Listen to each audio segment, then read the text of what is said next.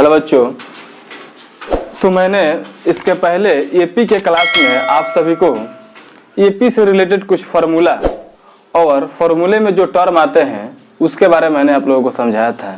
तो आज एपी से रिलेटेड ऐसे सवालों को आप सभी के सामने सॉल्व करूंगा जो एग्जाम में, बोर्ड एग्जाम में बार बार आते हैं। और जो आपका एग्जाम होने वाला है 18 फरवरी 2021 को, उसमें ये क्वेश्चंस, ये जो प्रश्न है आपके लिए काफ़ी महत्वपूर्ण साबित होंगे। तो देखो, मैंने यहाँ पर बोर्ड पर एक एपी का सीरीज लिखा है। क्या लिखा है बाबू? एपी का सीरीज लिखा है 1, 4, 7, 10। ये कह रहा है क्या कि 18वें पद का मान क्या होगा? क्या पूछ रहे बाबू? 18वें पद का मान, यानी कि इन का मान 18। और हम सबसे पहले क्या ढूंढेंगे कि जो भी एपी का सवाल दिया रहेगा उसमें ढूंढेंगे कि ये क्या कहाँ पे है, डी कहाँ पे है और एन कहाँ पे है। क्योंकि एपी का जो फॉर्मूला बनता है ए, डी और एन से ही क्या होता है, मिलकर के बनता है। तो सबसे पहले हम जितने भी एपी के सवाल हैं उस सभी में क्या ढूंढेंगे? ए ढूंढेंगे, डी ढूंढेंगे और एन ढूंढेंगे। और देखते हैं कि यहाँ पर जो एपी का सवाल लिखा गया है एपी का, इसमें सबसे पहले हम क्या बोले बाबू आपको? ए ढूंढने के लिए। तो सबसे पहले ए, अब सबसे पहले जो एपी दिया है उसको लिख लेंगे। तो एपी का सीरीज क्या है बाबू? 1, 4, 7, 10 डॉट डॉट। यानी इसमें ढूंढते हैं कि ए कौन है, यानी कि ए मीन्स क्या होता है बाबू? पहला टर्म। तो ए बराबर क्या हो गया? 1 हो गया। और डी ढूंढेंगे। तो डी क्या होता है? दो पदों के बीच का अंतर, यानी कि दूसरा में से पहला माइनस करेंगे तो 4 में से 1 गया, 4 में से घटा लेंगे तो 3 हो जाएगा। अच्छा, एन ढूंढते हैं। तो 18वें पद का मान ज्ञात करना है। इसका मतलब क्या है कि एन का मान कितना हो गया बाबू? 18 हो गया। क्या हो गया? 18। और हम सूत्र से लिखेंगे, यानी कि बाई फॉर्मूला। सूत्र को क्या बोलते हैं इंग्लिश में बाबू? By formula. तो इसका फॉर्मूला क्या होता है? A N equal to A plus N minus 1 into क्या होता है बाबू? डी होता है। ए का ए हो गया और एन के जगह पर क्या है बाबू? यहाँ देखिए, हमको क्या निकालना है बाबू? 18वें पद का मान ज्ञात करना है। क्या करना है बाबू? 18वें पद का मान ज्ञात करना है। तो सबसे पहले क्या निकाल लिए? ए निकाल लिए, डी निकाल लिए और एन निकाल लिए। और हमको फॉर्मूला क्या जानते हैं कि T18 का वैल्यू निकालना है। क्या निकालना है बाबू? T18 का वैल्यू निकालना है। कि जो भी एपी के सवाल रहेगा उसमें क्या करेंगे? सबसे पहले ए को ढूंढेंगे, डी को ढूंढेंगे और एन को। क्योंकि एपी के जो भी सवाल होते हैं और जो एपी में फॉर्मूला यूज किया जाता है उसमें ए आता है, डी आता है और एन आता है। तो सबसे पहले मैंने क्या लिखा है कि ए इक्वल टू क्या हो गया? 1 हो गया। डी इक्वल टू दूसरे टर्म में से पहले को माइनस किया था 3 हो गया। और एन इक्वल टू क्या दिया है? 18। यानी कि 18वें पद का मान ज्ञात करना है। इसका मतलब कि T18 का वैल्यू ज्ञात करना है। क्या करना है बाबू? T18 का वैल्यू ज्ञात करना है। यानी कि T18 निकालने के लिए हम क्या करेंगे? T1 वाला फॉर्मूला लगेगा जो आप लोगों को पहले ही बताए थे कि TN, AN और L इक्वल टू क्या होता है? A plus N minus 1 into D होता है। इसी फॉर्मूला का यूज करेंगे। तो यहाँ देखिए, यहाँ पर लिखते हैं सूत्र से, यानी कि बाई फॉर्मूला। क्या लिखेंगे बाबू? बाई फॉर्मूला क्या होता है? Tn equal to A plus N minus 1 into D लिख लिए। अब देखो, तो टी का तो टी लिख लिए और एन का वैल्यू क्या है? एन का वैल्यू यहाँ पर 18 है, यानी कि T18। ए का वैल्यू कितना दिया गया है? 1। और एन का वैल्यू क्या है बाबू? 18 है। और 1 तो 1 फॉर्मूला का। और डी का वैल्यू क्या है? 3 है। यहाँ देखिए, T18 को जैसे के तैसे लिख लेंगे। यहाँ पर 1 तो 1 और 18 में से 1, यानी कि 18 में से 1 घटाएंगे तो क्या होगा? 17 होगा। और इंटू में 3 है। फिर यहाँ लिखते हैं T18 1 प्लस 17 तो यहाँ कितना होता है बाबू? 51, यानी कि 17 3 क्या होता है? 51। फिर जैसे के तैसे लिख लेंगे और 1 और 51 को ऐड करेंगे तो कितना हो जाएगा? 52। अब क्या लिख लेंगे यहाँ पर? अतः एपी के 18वें पद का मान इक्वल टू 52 होगा। यही आंसर हो गया। तो इसमें क्या पूछ रहा था कि एपी दिया गया था और इसमें पूछ रहा था कि 18वें पद का वैल्यू निकालना, 18वें पद का मान ज्ञात करना। तो हम बताएं कि एपी का जो भी प्रश्न दिया रहेगा, जो भी क्वेश्चन दिया रहेगा, उसमें सबसे पहले हम ढूंढेंगे ए ढूंढेंगे। क्या ढूंढेंगे? ए ढूंढेंगे, डी ढूंढेंगे, उसके बाद से एन ढूंढेंगे। क्योंकि एपी के जो भी फॉर्मूला यूज होते हैं उसमें ए डी और एन ही क्या होते हैं, से रिलेटेड फॉर्मूला यूज होते हैं। तो सबसे पहले हम ए डी और एन ढूंढेंगे। तो यहाँ मैंने ए ढूंढ लिया, डी को निकाल लिया, एन निकाल लिया, और मैंने क्या लिखा सूत्र से T N equal to A plus N minus 1 into D. अब एन के जगह पर क्या है 18 आ गया, फिर ए के जगह पर क्या ले 1 तो 1, एन के जगह पर 18 माइनस 1 तो फॉर्मूला का, और इनटू में डी का वैल्यू कितना है 3 है। उसके बाद से टी 18 लिख दिया, फिर 1 का 1 लिखा, और फिर 18 में से 1 गया 17 हो गया, 3 का 3 हो गया, फिर टी 18 को जैसे के तैसे लिख लिए, और 1 तो 1 और 17 3 51, तो फिर ऐसे ही लिखे टी 18 का वैल्यू कितना है 1 और 51 को ऐड करेंगे तो 52 हो गया। इसलिए मैंने यहाँ क्या लिखा था एपी के 18वें पद का मान क्या हो गया 52 हो गया। मुझे उम्मीद है कि आप लोगों को अच्छे तरीके से समझ में आ रहा होगा। इसको क्या कर लीजिए कि स्क्रीनशॉट कर लीजिए और बार बार इसको अपने कॉपी में बनाइए, ताकि एग्जाम में ऐसे सवाल आए, चाहिए ही सवाल आए तो आपको बनाने में किसी प्रकार। फिर यहाँ बोर्ड पर देख रहे होगे कि दूसरा क्वेश्चन को लिख दिया गया, यानी कि इसमें क्या निकलना है एपी का एक सीरीज दिया गया। क्या दिया गया बाबू, एपी का सीरीज दिया गया है, और इसमें क्या पूछ रहा है कि प्रथम पद, क्या पूछ रहा है बाबू, प्रथम पद और सार्वंतर। क्या पूछ रहा है, प्रथम पद और सार्वंतर। तो प्रथम पद का मतलब क्या होता है कि इसका पहला टर्म, ठीक है, और सार्वंतर का मतलब होता है कॉमन डिफरेंस है, जिसको हम लोग क्या लिखते हैं सीडी लिखते हैं या डी से भी लिखते हैं। तो सबसे पहले जो एपी दिया गया है उसको क्या करेंगे नोट कर लेंगे। तो यहाँ पर लिखते हैं गिवन। तो यहाँ पर गिवन में जो डाटा दिया रहेगा बाबू उसको क्या कर लेंगे हम नोट कर लेंगे, यानी एपी 3 13 23 डॉट डॉट क्या निकालना है बाबू प्रथम पद, और क्या निकालना है सार्वंतर। तो हम प्रथम पद में बताए हैं कई बार, बार बार भूख रहे कि प्रथम पद जो होता है क्या होता है बाबू पहला होता है। एपी का जो सीरीज जहां से स्टार्ट होता है उसी को क्या बोलते हैं प्रथम पद, यानी कि फर्स्ट टर्म।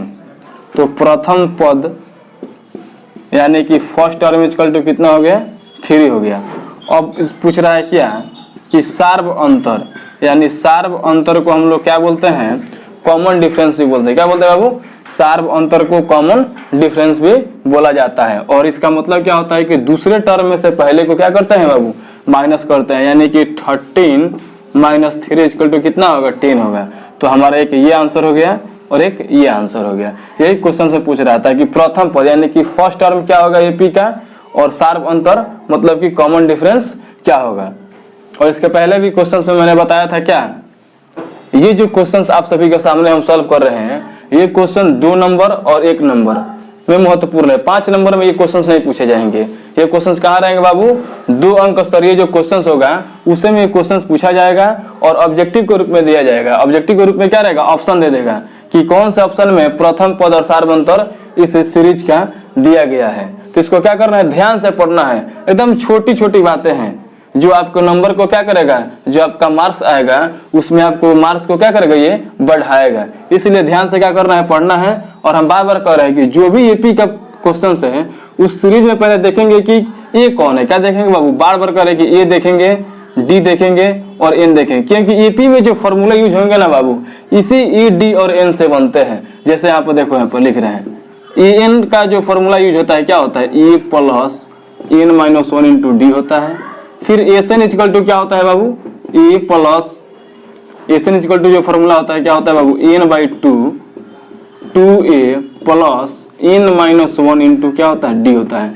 इसीलिए हम बार बार कह रहे हैं कि सब्जेक्टिव या ऑब्जेक्टिव जो भी क्वेश्चंस बनाने हो उसमें क्या देखेंगे एपी के क्वेश्चंस में ए डी और एन को नोटिस करेंगे। एपी के दूसरे क्वेश्चंस को बताया, फिर मैंने एपी के रूप में क्या तीसरे क्वेश्चंस को लिखा है। इसमें क्या दिया गया है कि एपी का एक सीरीज है और पूछ रहा है क्या कि तीसरा पद क्या होगा। तीसरा पद कहने का मतलब है कि टर्म ऑफ 30 क्या होगा, क्या बाबू टर्म ऑफ 30। तो यहाँ पर टर्म 30 का मतलब क्या है कि एन का वैल्यू क्या दिया गया बाबू 30 दिया गया है। तो हम बार बार क्या बता रहे हैं आप लोगों को कि जो भी एपी का क्वेश्चन दिया रहेगा उसमें हम क्या देखेंगे पहले कि ई कौन है, उसके बाद से डी को नोटिस करेंगे, ठीक है, यानी कि डी को खोजेंगे, उसके बाद से क्या खोजेंगे बाबू एन खोजेंगे। ऐसा समझ में ना। तो सबसे पहले देखिए, सबसे पहले इस एपी में क्या दिया गया एपी की ये सीरीज है, इसमें देखते हैं कि एपी का पहला टर्म क्या है 10 दिया गया है, यानी ए का वैल्यू वही होता है। अच्छा डी जो होता है डी 2 पदों का अंतर होता है, यानी कि 2 टर्म के बीच का जो डिफरेंस होता है ना बाबू वही क्या होता है डी होता है। यानी कि दूसरा टर्म क्या है 7 माइनस और फर्स्ट टर्म क्या है 10, इसका मतलब क्या हो गया कि डी का वैल्यू कितना आ गया -3 आ गया। अब एन यानी तीसरा पद निकालना है, यानी कि टर्म ऑफ 30 निकालना है। इसका मतलब क्या है कि n इक्वल टू कितना हो गया 30 हो गया। अब लिखेंगे सूत्र से यानी कि बाई फॉर्मूला। क्या लिखेंगे बाबू सूत्र से यानी कि बाई फॉर्मूला।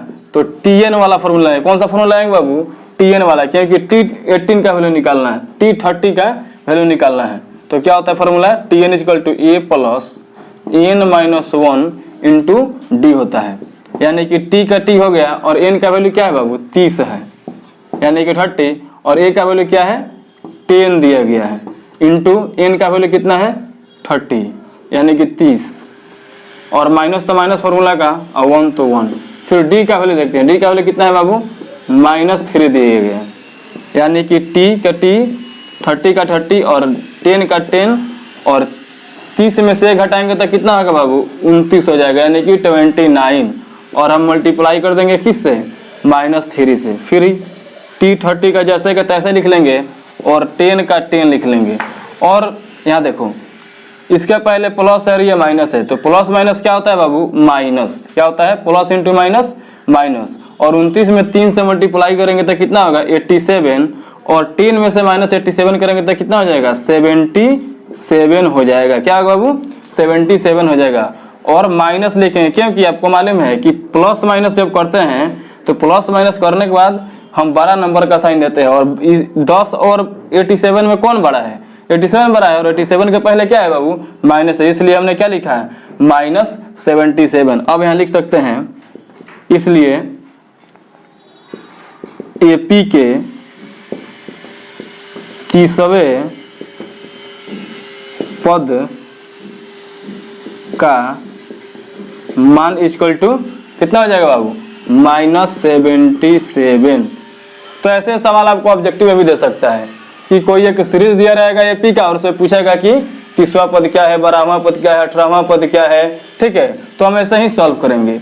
इस क्वेश्चन को क्या कीजिए कि स्क्रीनशॉट कर लीजिए और अपने कॉपी में नोट कर लीजिए और बार बार बनाइए ताकि आपके एग्जाम में ऐसे क्वेश्चंस आए तो आपको किसी प्रकार की क्या हो कठिनाई ना हो। और हम बार बार बता रहे हैं कि एपी के जो भी क्वेश्चंस दिए रहेंगे, एपी के जो भी क्वेश्चंस दिए रहेंगे उसमें क्या क्या नोटिस करेंगे बाबू कि ए क्या है, डी को नोटिस करेंगे, फिर एन को नोटिस करेंगे। ये चीज को नोटिस करेंगे तभी हमारा क्या होगा बाबू एपी का क्वेश्चंस बनेंगे, क्योंकि एपी में जो भी फॉर्मूला यूज होंगे उसमें ए डी और एन ही पाया जाता है। फिर आगे हम चौथा क्वेश्चन को सॉल्व करेंगे। चौथा क्वेश्चन जो लिखा गया है एपी का, इसके पहले मैंने क्या बताया कि 30वां टर्म क्या है या 20वां टर्म क्या है या ए क्या है या डी क्या है, लेकिन यहाँ पर कुछ क्वेश्चंस का जो है पूछने का जो तरीका है अलग है। यहाँ क्या दिया गया है कि एपी का ये सीरीज दिया गया है और कह रहा है कि कौन सा पद -81 होगा। क्या लिखा है बाबू कौन सा पद -81 होगा। इसका मतलब कि ये इसको ऐसे लिखते जाएंगे 21, 18, 15, ठीक है। इसमें कितना का डिफरेंस बाबू 3 का दिख रहा है कि 15 और 3 18, 18 और 3 21, यानी कि क्या ये माइनस हो रहा है। 21 में से -3 करेंगे तो 18 आएगा, 18 में से -3 करेंगे तो 15, ऐसा ही लगातार लिखते जाएंगे। तो ये जो -81 आएगा ये कितने नंबर पे आएगा ये पूछ रहा है। क्या पूछ रहा है बाबू कि अगर 21 लिखते हैं, 18 लिखते हैं, 15 लिखते हैं, ऐसा ही टर्म लिखते जाएंगे तो -81 जो आएगा कितने नंबर पे आएगा। तो ये जब भी पूछे आपसे कि कौन सा पद -81 है तो इसका ये किसका वैल्यू दिया रहता है बाबू लास्ट वैल्यू दिया रहता है। जो हम लोग बोले थे एन बोले थे, क्या बोले थे बाबू एन बोले थे या टीएन बोले थे या एल बोले थे। ये जब भी बोलेगा कौन सा पद -81 है या कौन सा पद कुछ कोई भी नंबर देगा, जैसे क्वेश्चन में कौन सा पद ये होगा तो क्या वहां लिखिएगा लास्ट नंबर। और हम क्या बोले आपको कोई भी एपी का सीरीज रहेगा उसमें क्या ढूंढेंगे ए ढूंढेंगे, क्या ढूंढेंगे ए ढूंढेंगे, डी ढूंढेंगे और एन ढूंढेंगे। तो हम भी क्या करते हैं वैसे ही करते हैं। देखिए सबसे पहले लिख लेंगे बनाते समय आंसर, और यहाँ लिख सकते हैं गिवन लिखा गया है और गिवन में क्या है जी एपी का जो डाटा है दिया गया है 21, 18, 15 ... तो हम इसमें क्या ढूंढेंगे बाबू ए ढूंढेंगे, यानी कि ए इक्वल टू कितना हो गया 21। और डी, तो डी इक्वल टू क्या बताएं आप लोगों को, डी जो क्या होता है बाबू कॉमन डिफरेंस होता है, यानी कि सार्व अंतर। और ये हम बताएं कि सार्व अंतर जो होता है दूसरे टर्म में से पहले टर्म को क्या करते हैं बाबू माइनस करते हैं। किसी भी ये दूसरे में से तीसरे में से भी दूसरे को माइनस करेंगे तो उतना ही आएगा। देखिए 18 में से -21 करेंगे तो -3 ही आएगा, और 15 में से 18 माइनस करेंगे तो क्या करेंगे जी, -3 आएगा। इससे है कि किसी भी अगले वाले पद में से अगले वाले टर्म में से पहले वाले टर्म को माइनस कीजिएगा तो क्या आता है बाबू, कॉमन डिफरेंस आता है, यानी कि सार बनता रहता है। तो हमेशा दूसरे में से पहले वाले को क्या कर लेंगे, माइनस कर लेते हैं। यानी कि 18 है दूसरा टर्म और पहला टर्म क्या है 21 है, तो इसको हम माइनस करेंगे तो कितना हो जाएगा, -3 आ गया। अब वो कौन सा पद, यानी कि tn का वैल्यू दिया गया, क्या दिया गया बाबू, tn का वैल्यू दिया गया है -81। क्या दिया गया है बाबू, tn का वैल्यू -1 दिया गया है। अब यहाँ लिखते हैं सूत्र से, यानी कि बाई फॉर्मूला। तो फॉर्मूला क्या होता है बाबू, tn = a + n-1 into D होता है। अब यहाँ देखिए tn का वैल्यू ये है -81, a का वैल्यू कितना है 21 प्लस n का वैल्यू हमको निकालना है तो -1, d का वैल्यू यहाँ पर आया हुआ है कितना -3।